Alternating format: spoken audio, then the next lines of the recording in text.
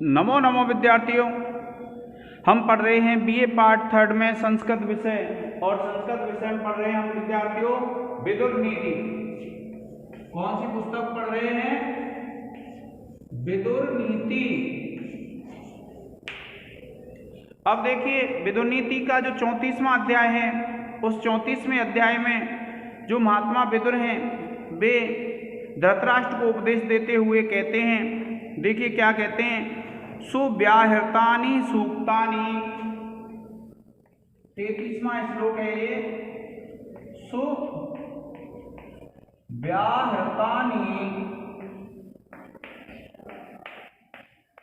सूक्तानि सुव्याहृतानि सूक्तानि सुकृतानि ततस्ततः।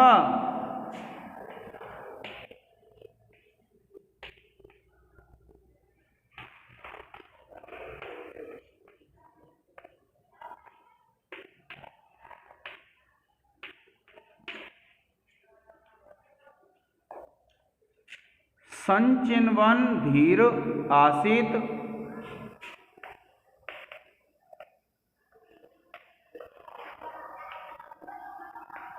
चिन्वन् धीर आसीत्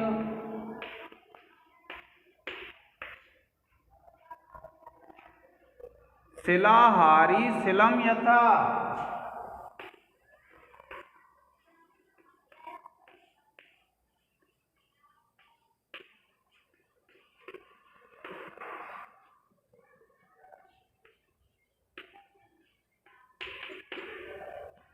देखिए क्या कहते हैं कि सुव्याहृतानि कहते हैं जो अच्छे व्यवहार होते हैं, कि सुव्याहृतानि के जो अच्छे व्यवहार होते हैं, सूक्तानि के सुउक्ति, सूक्तानि जो अच्छे अच्छे कथन होते हैं, सुकृतानि और जो अच्छे अच्छे कार्य होते हैं, ततः जगह जगह से भिन्न भिन्न स्थानों से, संचिन्वन् धीर आसीत् कि जो धैर्यशाली व्यक्ति होता है उसको वे चुन लेने चाहिए, एकत्रित कर लेने चाहिए।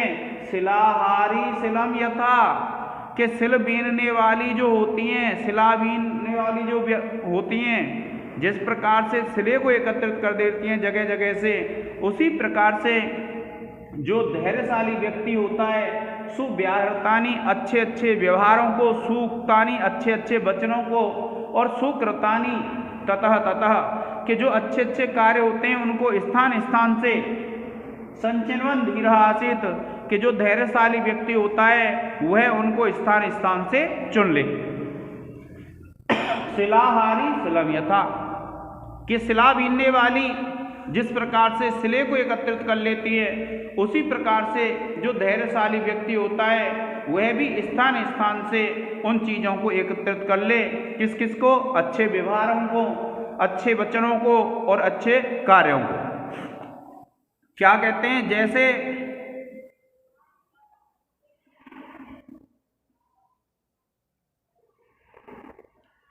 कि उच्च वृत्ति से जीविका चलाने वाला एक दाना दाना चोता है, उसी प्रकार धैर्यशाली जो पुरुष होता है, जहाँ जहाँ से भावपूर्ण वचन, सूक्तियाँ और अच्छे कर्मों का संग्रह है, उनको संग्रह करता रहना चाहिए। इसमें क्या बताया गया विद्यार्थियों कि जो विदुर हैं वे धृतराष्ट्र को बता रहे हैं कि हे धृतराष्ट्र, कि जो धैर्यशाली व्यक्ति होता है, धीर किसको कहते हैं? धीरत्वम अकातरत्वम, कि जिसमें कायरता का भाव नहीं होता है, जो अकायर होता है उसको क्या कहते हैं? धीर कहते हैं। धीरत्वम अकातरत्वम कि धीर किसको कहा जाता है? जिसमें कायरता का भाव नहीं होता है, जो कायर नहीं होता है उसको क्या कहते हैं? धीर कहते हैं। तो क्या कहा है इसमें कि जो धैर्यशाली व्यक्ति होता है, वह धैर्यशाली व्यक्ति जहाँ जहाँ उसको मिले, क्या? अच्छे व्यवहार, अच्छे वचन और अच्छे कर्म, उनको स्थान स्थान से एकत्रित करते रहना चाहिए। और किस प्रकार से एकत्रित करते रहना चाहिए? जिस प्रकार से एक शिलाहारी कहते हैं, शिलाहारी किसको कहते हैं विद्यार्थियों?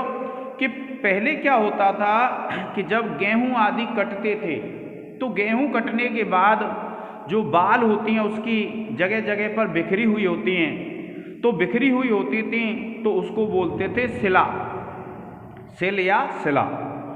और फिर जो व्यक्ति ऐसे होते थे जिनके यहाँ अन्न आदि उत्पन्न नहीं होता था तो वे क्या करते थे, उस सिले को बीनते थे जगह जगह से, खेत में से स्थान स्थान से वे बालों को एकत्रित करते थे और एकत्रित करके अपनी आजीविका चलाते थे।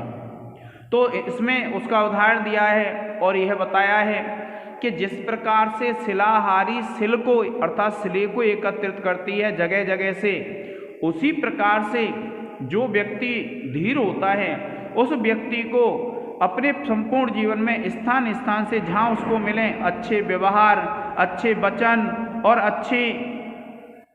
अच्छे कार्य जहाँ जहाँ पर मिलते हैं उसको उसे एकत्रित कर लेने चाहिए। इस प्रकार से इसमें वर्णन मिलता है। अब इसके बाद जब आप देखते हैं तो देखिए ये संचिन्वन है। जब आप व्याकरण टिप्पणी लिखेंगे तो सम उपसर्ग हो जाएगा,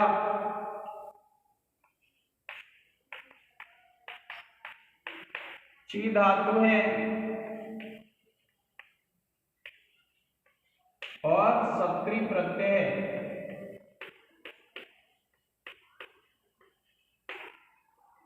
फिर देखिए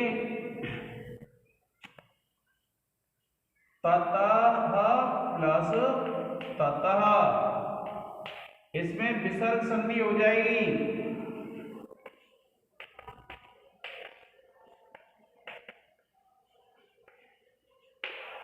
और इसके बाद है सूक्तानि,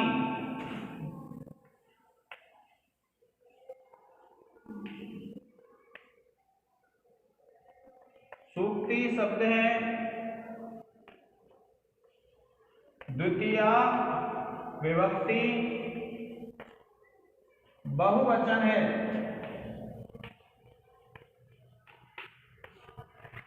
फिर उसके बाद है देखिए सिलम,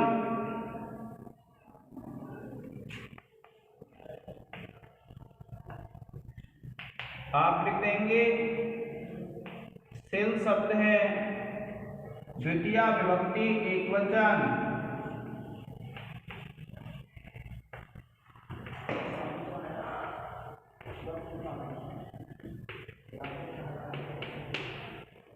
इसका एक स्क्रीनशॉट ले लें।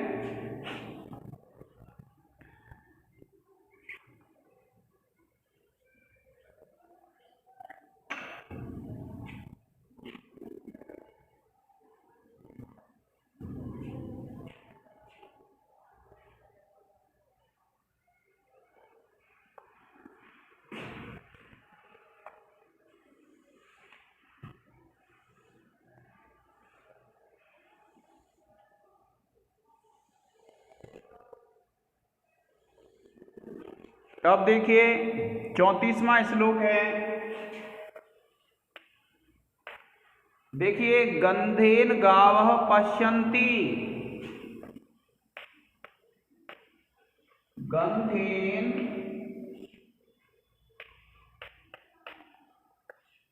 गावः पश्यन्ति,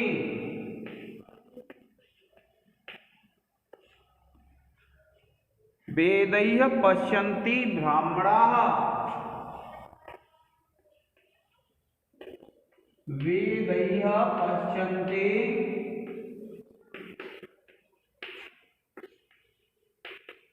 ब्राह्मणाः। फिर देखिए चारय्य पश्यन्ति राजान, चारय्य पश्यन्ति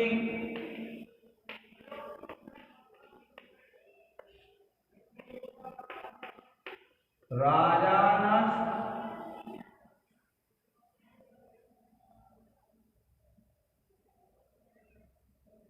चक्षुर्भ्याम इतरे जनाः।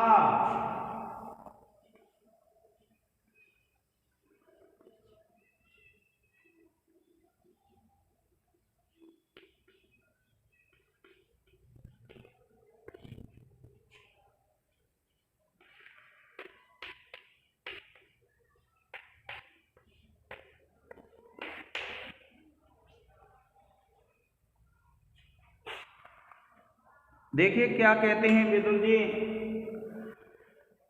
महाराज धृतराष्ट्र से कि महाराज गंधेन गावः पश्यन्ति। विद्यार्थियों आपको ध्यान रखना है, इसमें से छोटा प्रश्न आ जाता है कि गंधेन गावः पश्यन्ति वेदैः पश्यन्ति ब्राह्मणाः चारयः पश्यन्ति राजानश्च चक्षुर्भ्याम इतरे जनाः। क्या कहते हैं कि गंधेन गंध के द्वारा गावः गायें पश्यन्ति देखती हैं। क्या कहा कि गंधेन गंध के द्वारा गावः पश्यन्ति गायें देखती हैं। क्या कहते हैं गंधेन गावः पश्यन्ति गंध के द्वारा गाय देखती हैं। वेदैः पश्यन्ति ब्राह्मणाः और वेदैः पश्यन्ति ब्राह्मणाः और वेद के द्वारा ब्राह्मण देखते हैं। क्या कहा गंधेन गावः पश्यन्ति वेदैः पश्यन्ति ब्राह्मणाः कि गंध के द्वारा गाय देखती हैं और वेदों के द्वारा ब्राह्मण देखते हैं।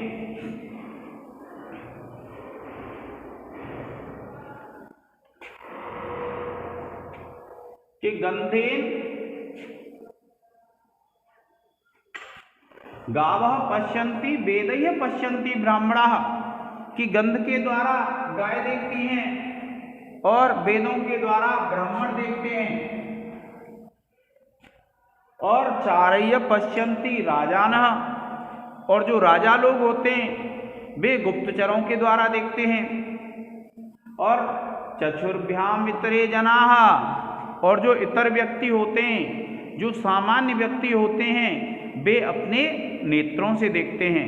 क्या कहा कि गंधेन गावः पश्यन्ति कि जो गाय हैं वो अपने किसी वस्तु का अनुमान किससे लगाती हैं गंध से। और ब्राह्मण वेदों के द्वारा देखते हैं यानी वेदों के ज्ञान का सहारा लेते हैं। और जो राजा हैं वे अपने राज्य की जानकारी किससे लेते हैं गुप्तचरों से लेते हैं। और चक्षुर्भ्याम इतरे जनाः और जो इतर व्यक्ति होते हैं वे नेत्रों के द्वारा अपने ज्ञान का पता लगाते हैं। देखिए क्या कहा है कि गायें गंध से, ब्राह्मण लोग वेदों से तथा जासूसों से राजा लोग और अन्य साधारण व्यक्ति आंखों से देखा करते हैं। इसमें क्या है कि जो वेद है वेद का अर्थ होता है ज्ञान। तो अब देखिए आप इसकी व्याकरण टिप्पणी लिखेंगे तो आप लिखेंगे गंधेन में लिखेंगे विद्यार्थियों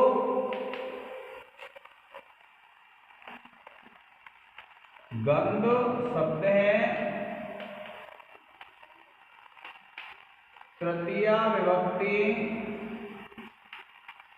एक वचन। फिर है पश्यन्ति। आप लिखेंगे दृश्य धातु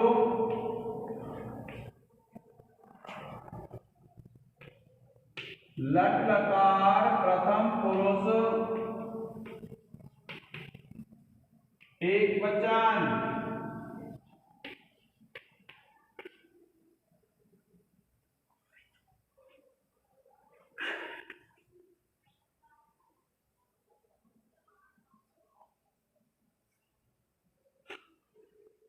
फिर देखिए वेदैः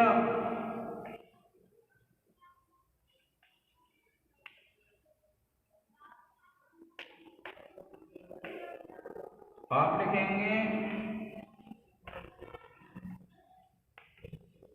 वेद शब्द है तृतीया विभक्ति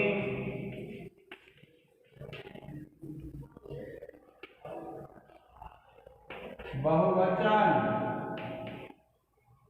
और उसके बाद लिखेंगे देखिए जनाः शब्द है जन शब्द है प्रथमा विभक्ति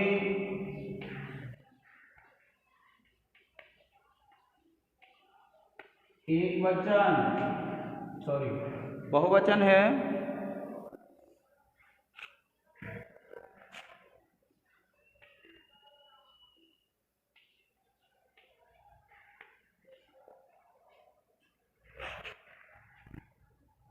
प्रिय विद्यार्थियों, आप इसका एक स्क्रीनशॉट ले लें। और भी है, राजान हमें हो जाएगा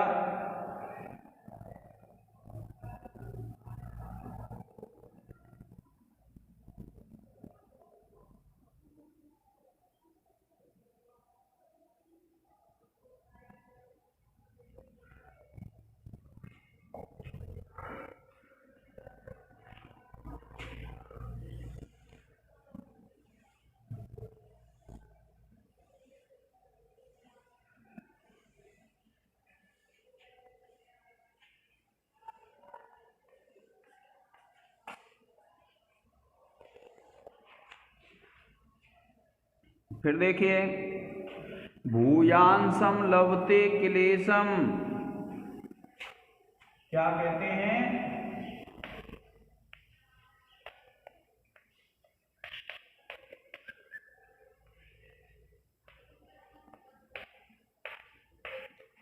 भूयांसम लभते क्लेशम, भूयांसम लभते क्लेशम या गौर्भवती दुर्दुहा।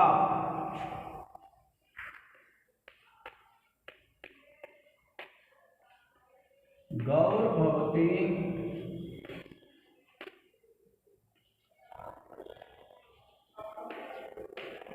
दुर्दुहा।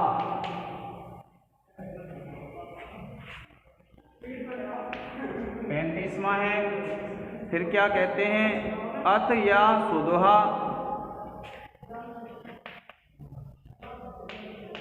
अथ या सुदुहा, अथ या सुदुहा राजन नैव ताम,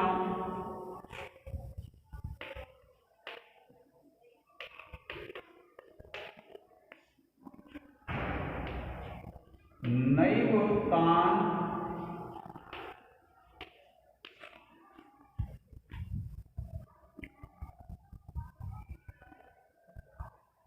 वितुदन्त्यपि,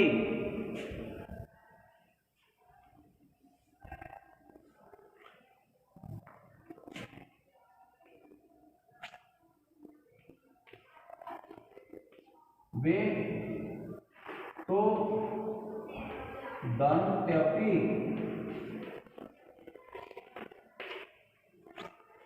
देखिए क्या कहते हैं कि भूयांसम लभते क्लेशम या गौर्भवती दुर्दुहा, अथ या सुदुहा राजन नैव ताम वितुदन्त्यपि, वितुदन्त्यपि। देखिए क्या कहते हैं? भूयांसम लभते क्लेशम, भूयांसम कहते हैं अत्यधिक, लभते माने प्राप्त करती है, क्लेशम माने क्लेश को, कष्ट को, कि भूयांसम लभते क्लेशम के अत्यधिक क्लेश को प्राप्त करती है, या गौर्भवती दुर्दुहा कि या गौ जो गाय, भवती माने होती है, दुर्दुहा जो बड़ी मुश्किल से दूध देती है, ऐसी जो गाय होती है वह गाय क्या कहते हैं कि भूयांसम लभते क्लेशम, कि भूयांसम लभते क्लेशम या गौर्भवती दुर्दुहा कि जो गाय बड़ी मुश्किल से दूध देती है, बड़े कष्ट से दूध देती है, वह अत्यंत क्लेश को प्राप्त करती है, उसे अत्यंत कष्ट मिलता है। कि भूयांसम लभते क्लेशम कि वह अत्यधिक क्लेश को प्राप्त करती है, या गौर्भवती दुर्दुहा कि जो गाय कष्ट से दूध देती है, जो बड़ी मुश्किल से दूध देती है, उस गाय को अत्यधिक क्लेश कष्ट सहना पड़ता है। और अथ या सुदुहा और राजन ही राजन जो सरलता से दूध दे देती है, नैव ताम वितुदन्ति अपि कि नैव ताम वितुदन्ति अपि यानी उसे कोई भी कष्ट नहीं देता है, उसे कोई भी पीड़ा नहीं देता है। क्या बताया कि जो गाय आराम से दूध दे देती है, क्या कहा, अथ या सुदहा, के अथ माने और, या सुदहा जो गाय आराम से दुही जा सकती है, राजन नैव ताम वितुदंती, कि कोई व्यक्ति उस गाय को कष्ट नहीं देता है। क्या कहा, हे राजन, जो गाय बड़ी कठिनाई से दुहने देती है वह बहुत क्लेश उठाती है, किंतु जो आसानी से दूध दे देती है लोग उसे कष्ट नहीं देते हैं। क्या कहा कि हे राजन, जो गाय, उदाहरण दिया कि जो गाय आसानी से दूध दे देती है उसको कोई भी कष्ट नहीं देता है, किंतु जो गाय आसानी से दूध नहीं देती है उसे बड़ा कष्ट उठाना पड़ता है। देखिए अब व्याकरण टिप्पणी क्या है, देखिए पहला है, मान लीजिए लभते, तो आप लिखेंगे लभ धातु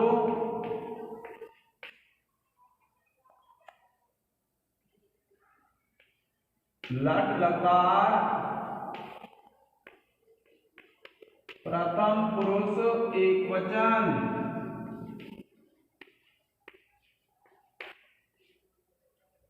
इसके बाद है दूसरा, लिख लेते हैं क्लेशम,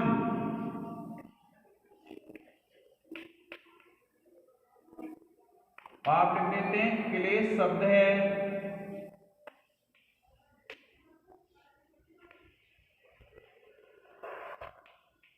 क्लेश शब्द में आप लिख देंगे क्लेश शब्द है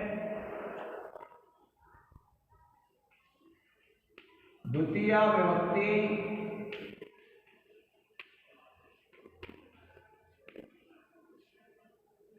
एक वचन। इसके बाद देखिए तीसरा है या, आप लिखेंगे यद शब्द है स्त्रीलिंग,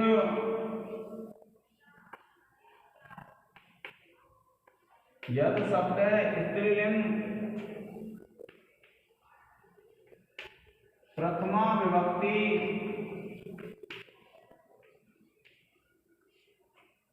एक वचन।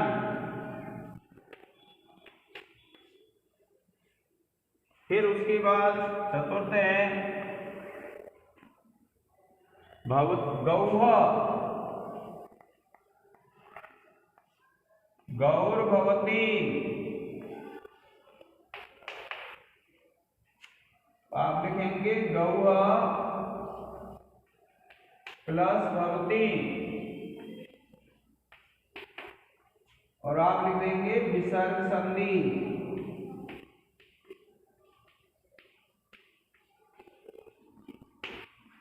इसके बाद भवती है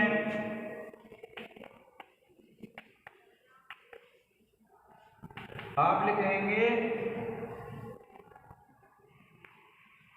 भू धातु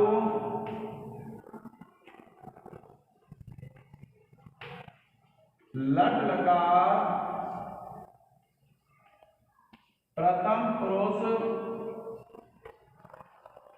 एक वचन, और छठवां है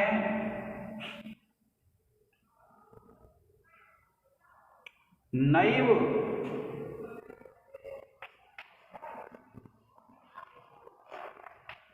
आप लिखेंगे न प्लस एव,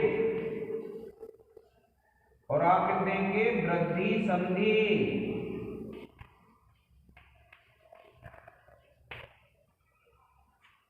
और उसके बाद है वितुदंत्यपि,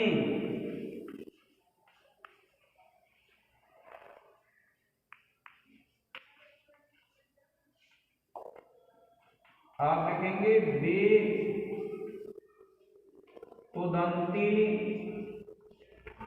प्लस अपि, और संधि लिख देंगे यण। फिर उसके बाद आप लिखेंगे आठवां विद्यार्थियों वे तुदंती, तो वे तुदंती है,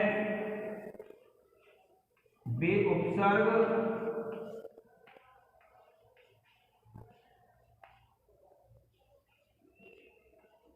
तुद धातु लट लकार प्रथम पुरुष एक वचन।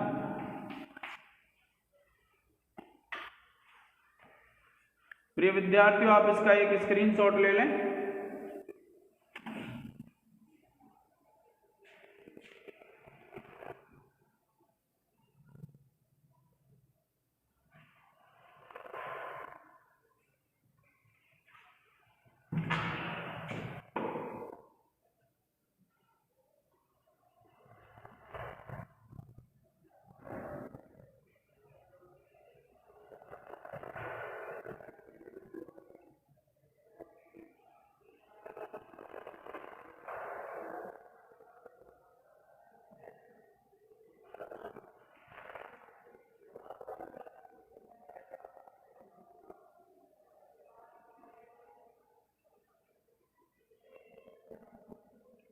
सर एक क्वेश्चन आपको ये किसने बताया?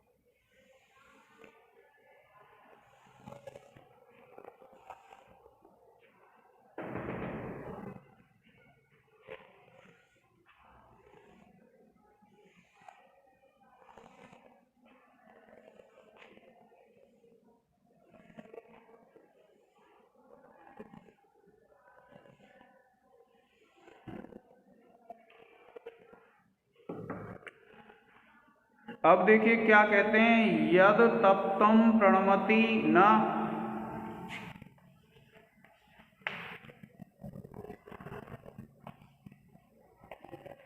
तप्तम प्रणमति न, यद तप्तम प्रणमति न तत् संतापयन्त्यपि।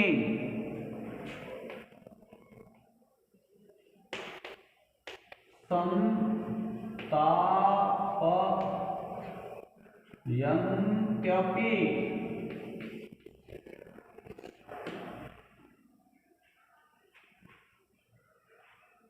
यच्च स्वयं नतं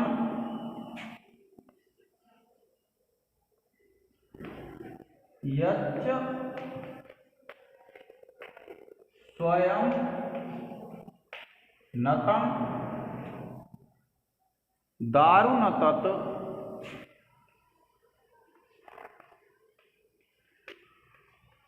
न तत् सन्नमयन्त्यपि।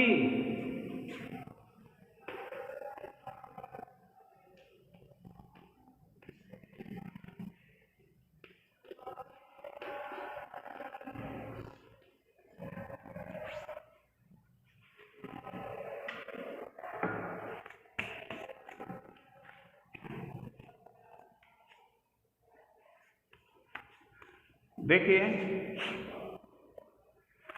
क्या कहते हैं कि यद अतप्तम, यद माने जो, अतप्तम कहते हैं बिना तपाए हुए, प्रणमति झुक जाता है, न तत् संतापयन्त्यपि कि न माने नहीं, तत् माने वह, संतापयंत अपि उसे कोई झुकाता है।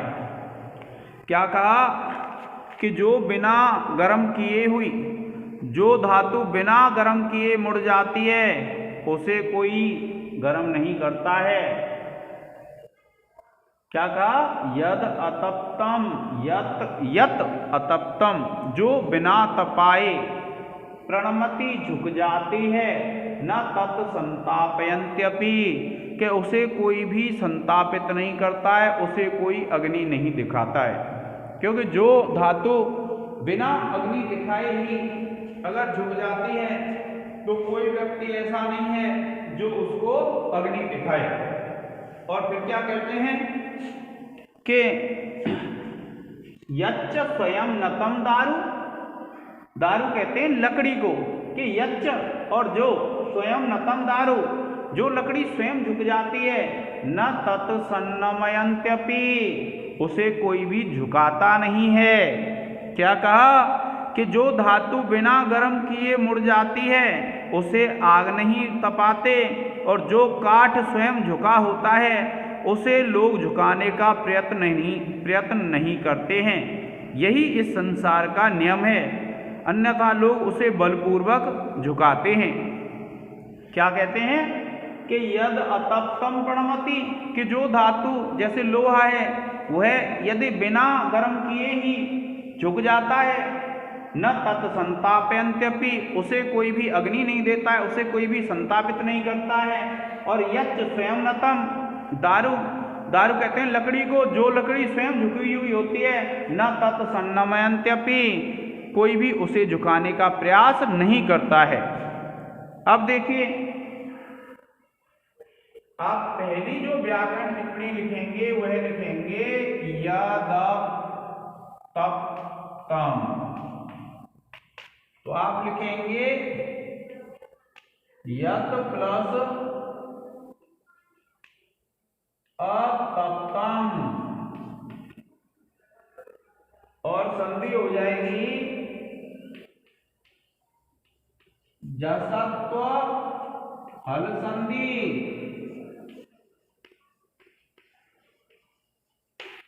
कौन सी संधि हो जाए विद्यार्थियों? जसत्व हल संधि। देखिए दूसरा है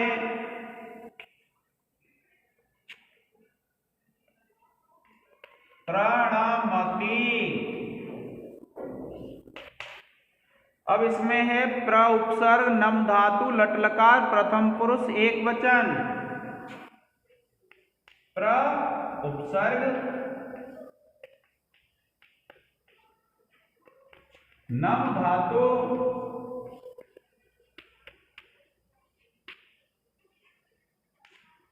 लट लकार प्रथम पुरुष एक वचन।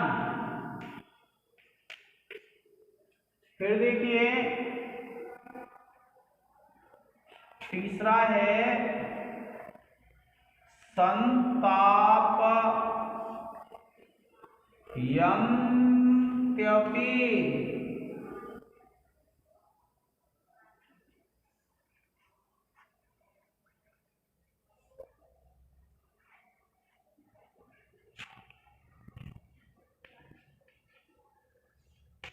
आप लिखेंगे संताप यन्ति प्लस अपि, और इसमें संधि हो जाएगी यड़।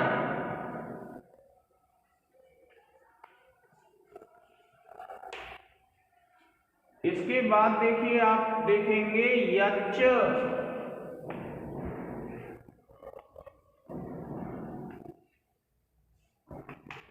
आप लिखेंगे यत प्लस च, और यहां लिख देंगे इष्टुत्व हल संधि।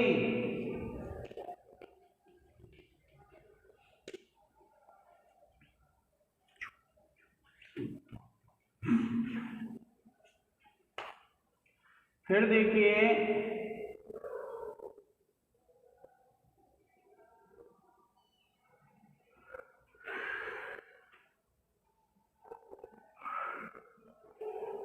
पांचवा है तत्, आप लिखेंगे तत् शब्द नपुंसकलिंग प्रथमा विभक्ति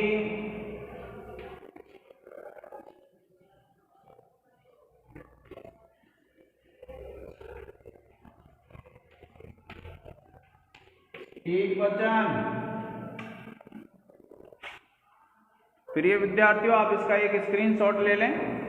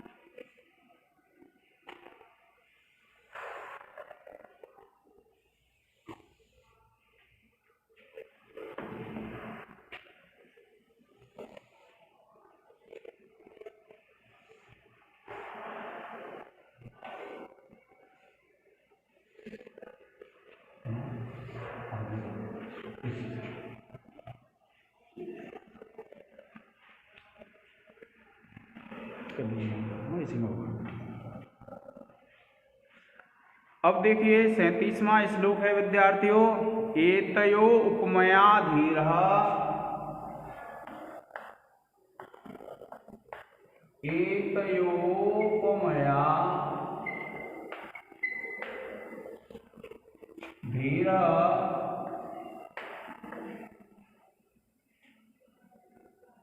सन्नमेत बलीयसे।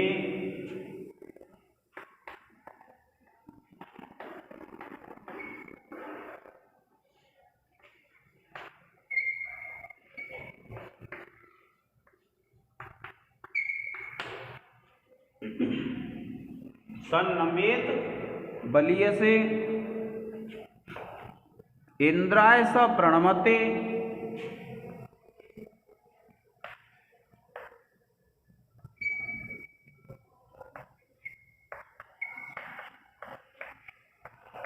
प्रणमते इंद्राय स प्रणमते नमते यो बलीयसे।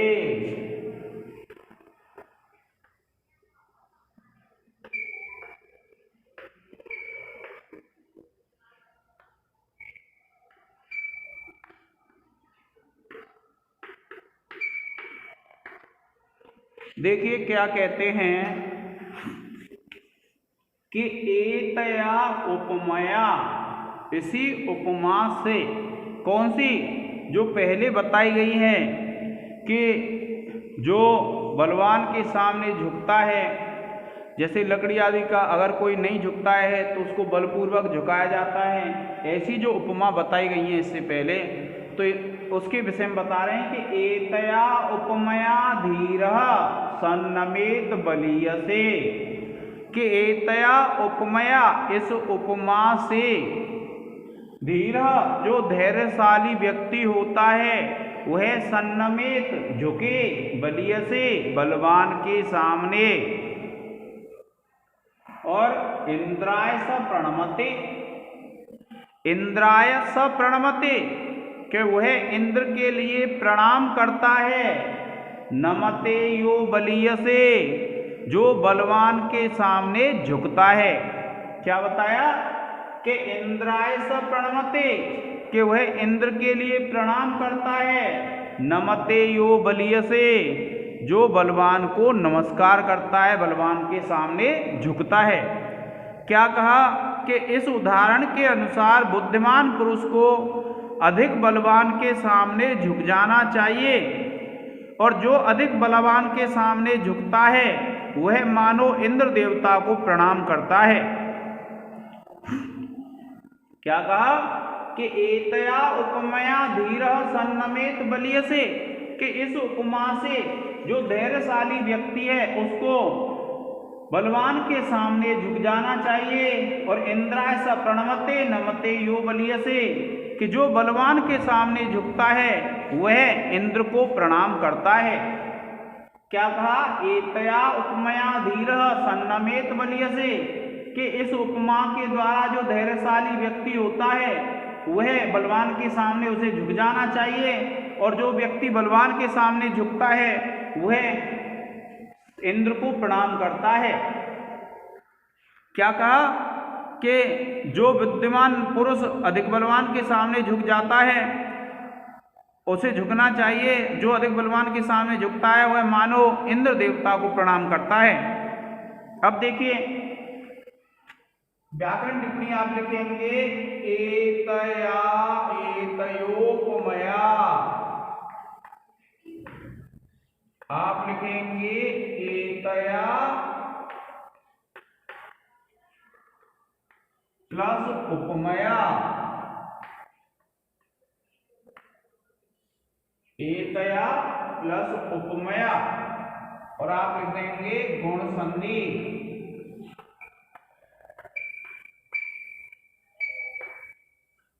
फिर उसके बाद है दूसरा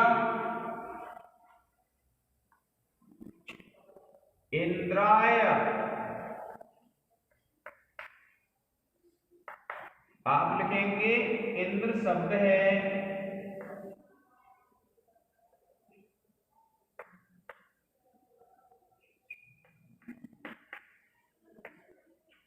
चतुर्थी विभक्ति,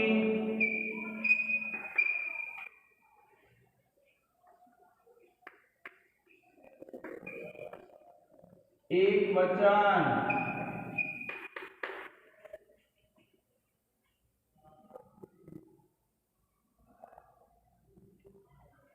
तीसरा है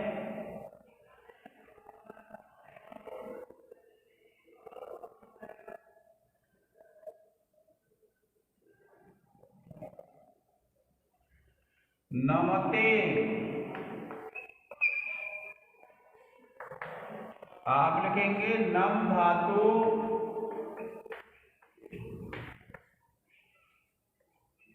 लट लकार प्रथम पुरुष एक वचन,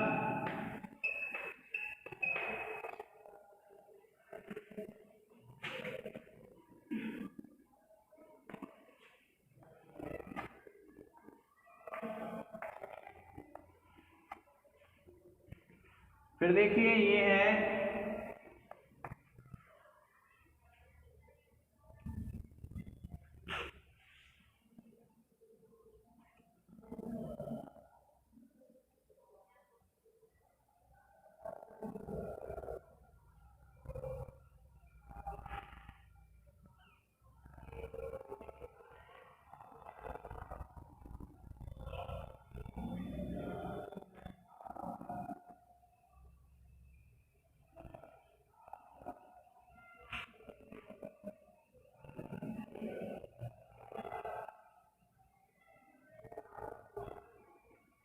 यो, आप लिख देंगे यद शब्द पुल्लिंग प्रथमा विभक्ति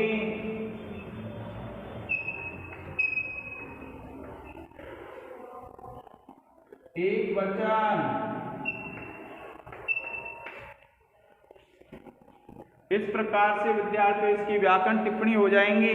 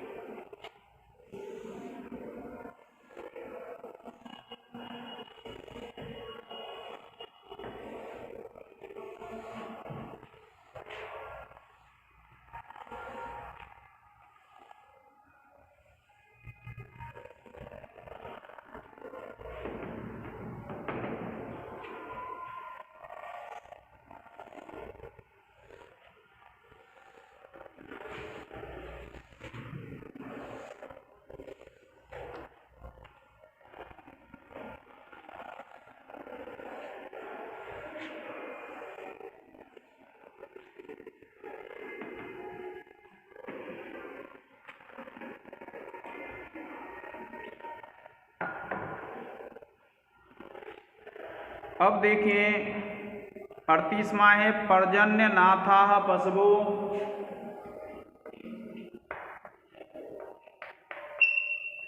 पर्जन्य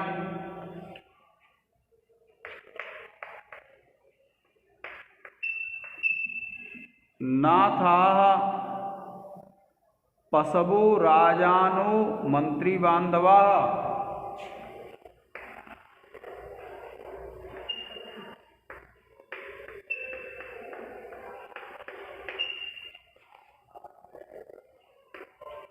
राजानो मंत्री बांधवाः।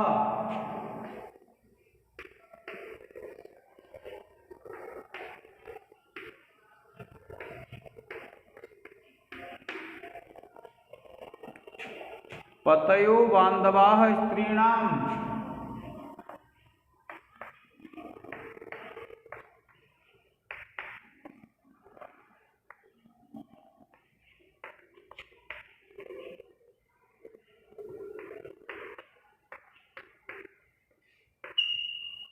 पतयो बांधवाः स्त्रीणां ब्राह्मणा वेद बांधवाः।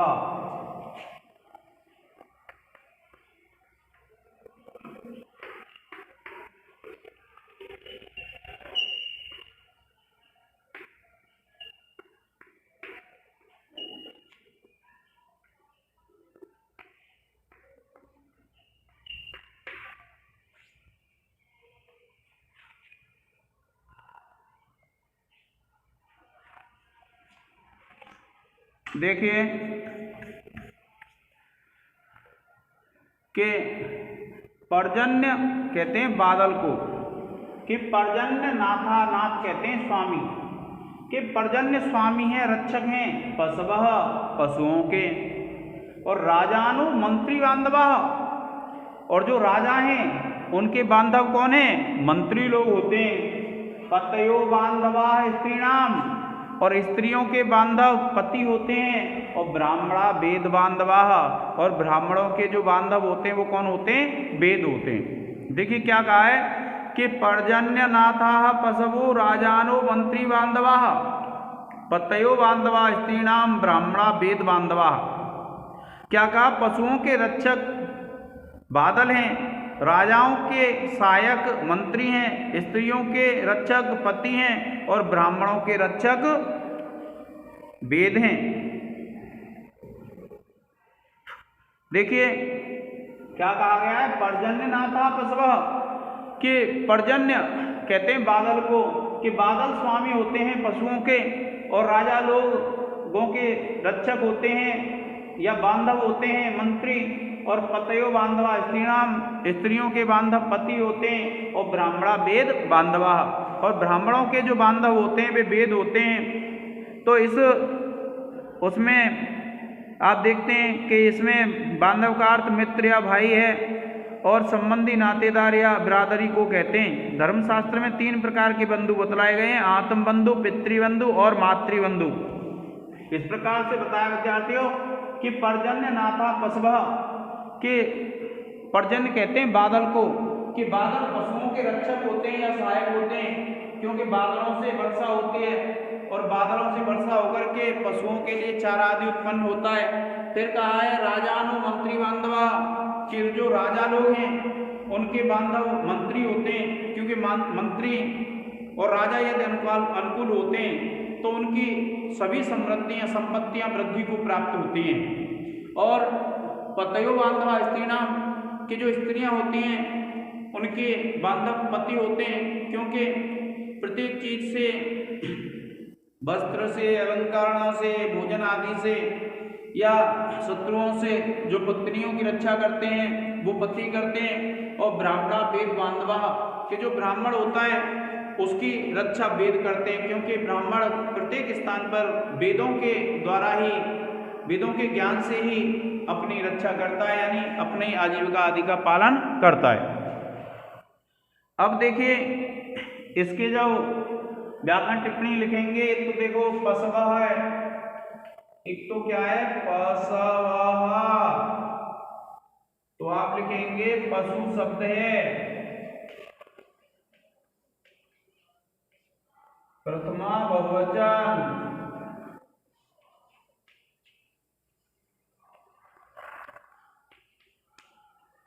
फिर उसके बाद देखिए दूसरा है स्त्रीणाम, आप लिखेंगे स्त्री शब्द है, षष्ठी बहुवचन। उसके बाद तीसरा है पतयो, आप लिखेंगे पति शब्द है, प्रथमा विभक्ति बहुवचन।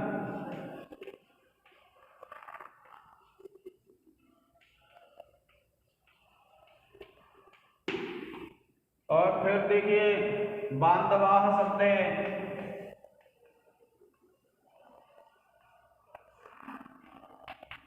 आप लिखेंगे बांधव शब्द,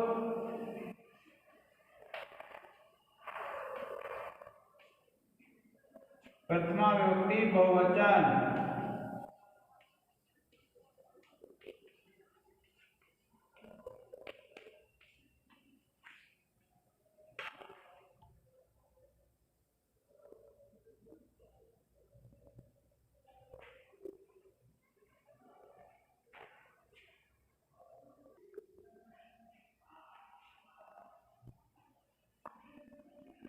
अब देखिए इस प्रकार से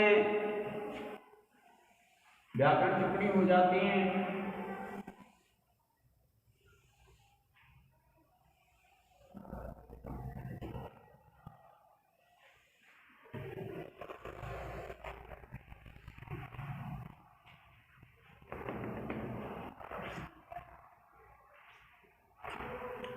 अब क्या है देखिए, सत्येन रक्षते धर्मो,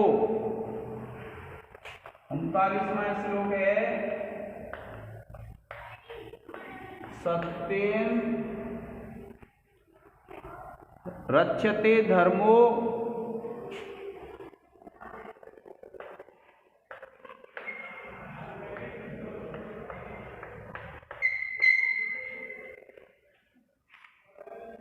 विद्या योगेन रक्षते,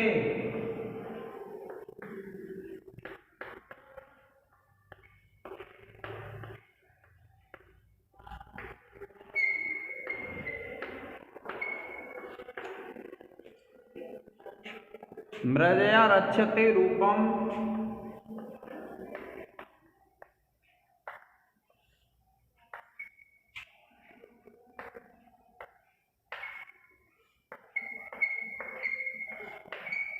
मृदया रक्षते रूपम, कुलम वृत्तेन रक्षते।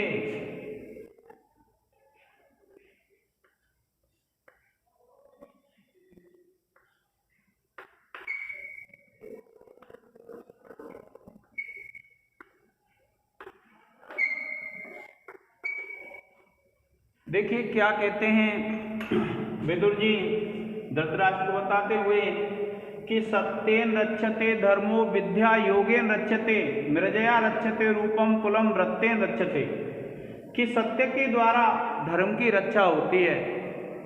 क्या कहा?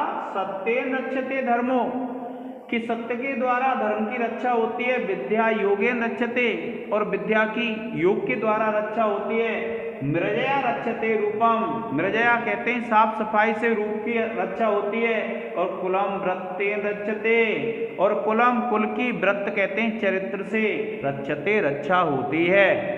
क्या कहा? कि सत्य से धर्म की रक्षा होती है, योग से विद्या सुरक्षित रहती है, सफाई से सुंदर रूप की रक्षा होती है, और सदाचार से कुल की रक्षा होती है। प्राणी के लिए धर्म, विद्या, रूप और कुल, इन चारों की आवश्यकता है, तथा इनकी रक्षा के लिए सत्य, योग, शुद्धि और मार्जन व सदाचार का होना परम आवश्यक है। अतः उन्नतिशील व्यक्ति को इनका ध्यान रखना चाहिए एवं इनकी प्राप्ति के लिए निरंतर प्रयास करते रहना चाहिए। अब देखिए इसकी जब आप व्याकरण टिप्पणी लिखेंगे तो देखिए एक है मृजया, तो आप लिखेंगे मृजा शब्द है तृतीया एकवचन।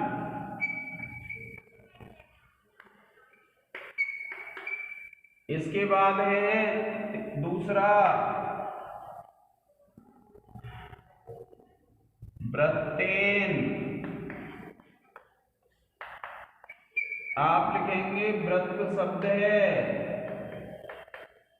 तृतीया विभक्ति एकवचन। फिर लिखेंगे आप योगेन,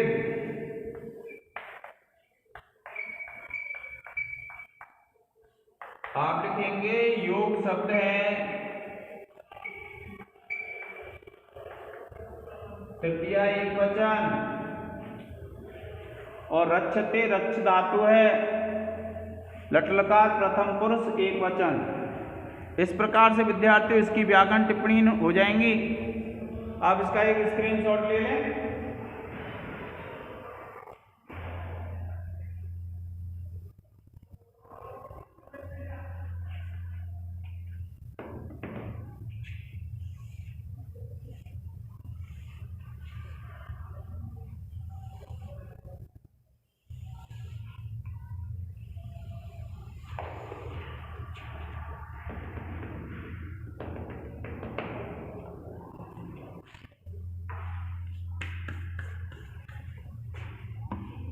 आज के इस लेक्चर में इतना ही।